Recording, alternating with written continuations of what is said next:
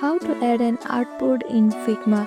In this video, I'll show you how to add an artboard in Figma. Let's get started.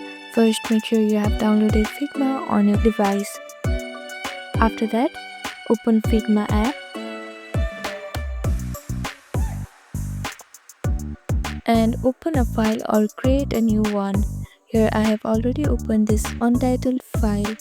To add an artboard, we'll use the frame tool.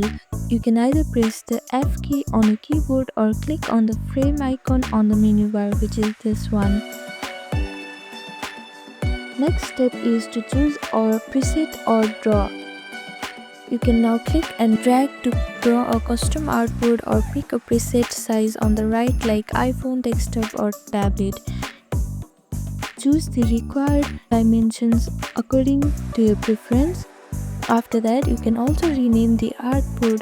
If you want to rename the artboard, simply click on the space 1 option here and type in the new name that you want to save as. Now you can add as many artboards as you like, perfect for building full website or app layouts. And that's it. So this is how you can add artboard in Figma.